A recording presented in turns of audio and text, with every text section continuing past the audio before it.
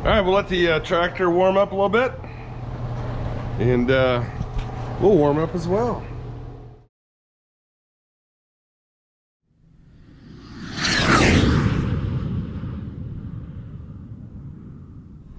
Installing some gas line for a fireplace insert upstairs. Down in the basement, which actually it's not too bad down here, somewhat warm. So on this gas line, gonna install this fitting onto here.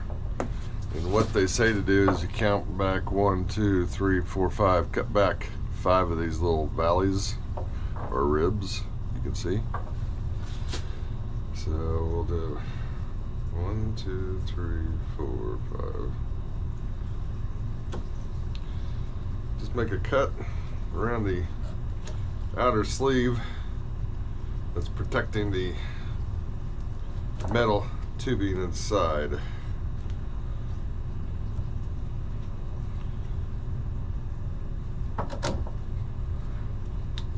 Like so. Just want to make sure you get it all cut all the way around. And you end up with that. Now to go along with that, you're gonna do this fitting. Poke myself in the eye. You're gonna do this fitting. There's some pieces that you gotta watch out because you don't want to lose them. Light on the subject. You got a couple washers and an O-ring, so you don't want to lose those. First thing, don't forget, put the little nut on there. Then the ring that has the slot in it, you pull that apart so you can get it around the ribs,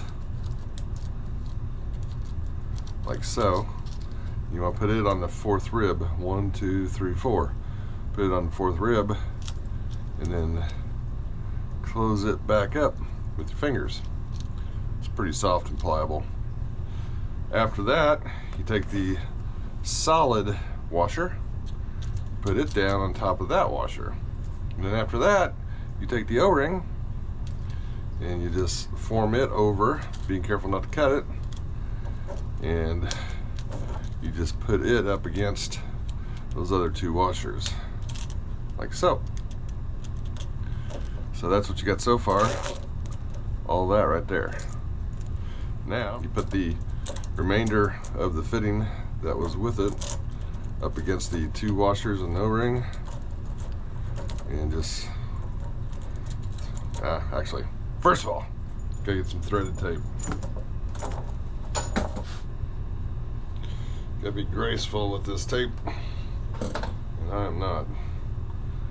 Get some of that.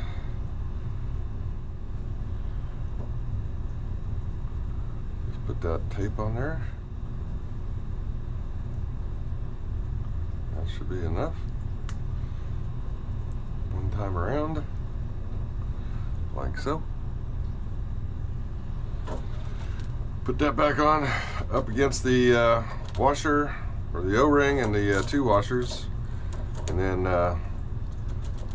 start tightening this down like so. It says once you get it finger tight, then you want to go,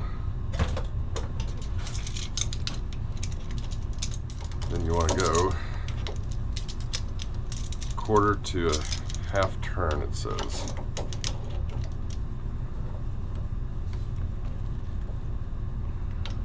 There we go.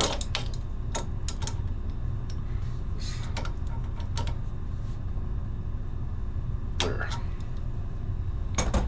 Like so. That's what you end up with. Voila. You need to make sure you got a low pressure regulator. Okay. Getting the regulator installed. And that should be pretty much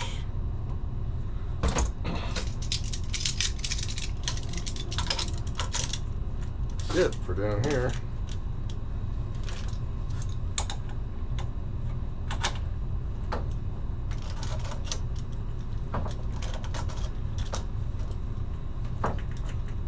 There we go. Other than, we still got to connect to ground once we get the tank down here. Okay, we are done down here, and we gotta secure some lines as well. Like I said, still gotta connect this ground, find a place for the ground, but you need to ground this line to a already electrical ground. I think I got one right outside the house, right outside the basement, so we'll connect that here in a little bit.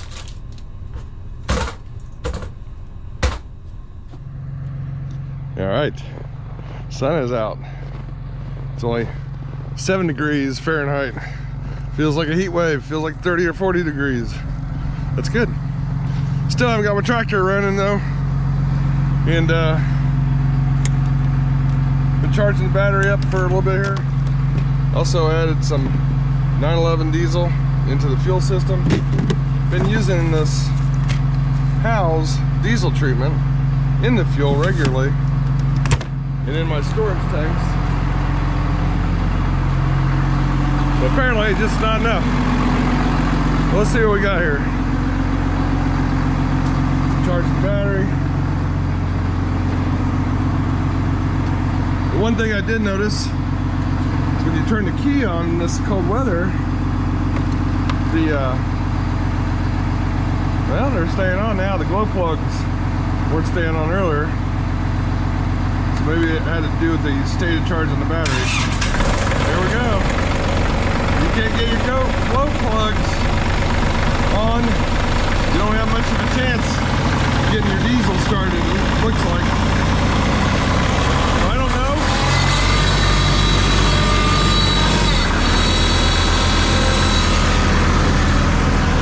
So I'm not sure if it was the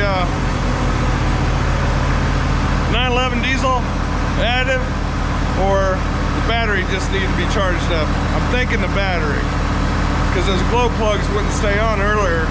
They come on, and within a split second, that light would go off. Now it's staying on like normal. So we'll go with the battery. Have a good strong battery. Might have to take it inside and keep it warm. All right, we'll let the tractor warm up a little bit, and we'll warm up as well.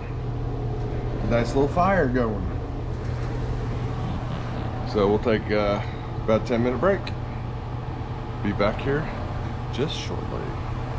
Well, not for you guys, but for me.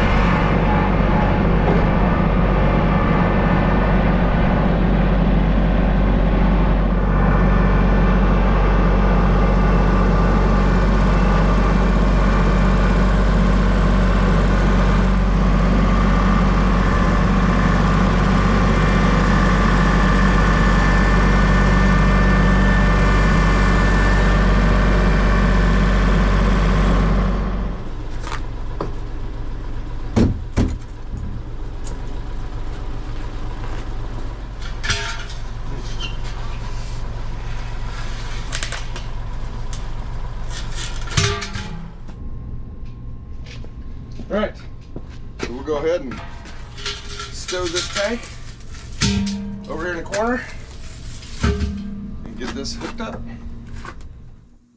Third time's a charm. 3 years and running. Finally got the fireplace insert going. Merry Christmas, dear. Thank you. So, what do you think? I love it. Thank you so much. You're welcome.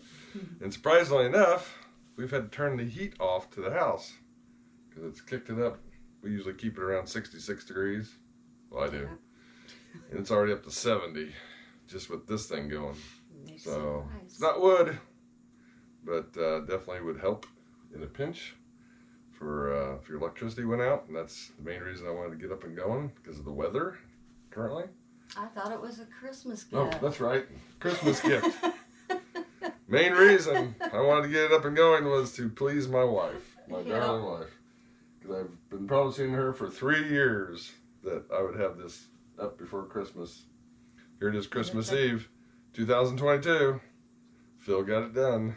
You tried last year, Yeah. poor guy. But anyway, very pleased with it so far. It's a nice ambience as well as produces heat. A little too much heat right at the moment because I have it on high.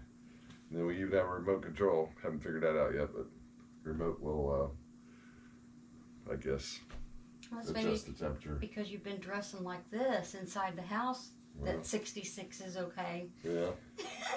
I don't normally dress like this, but I've been going in and out of the house today. It's only like 7 degrees out there right now. But it's sunny.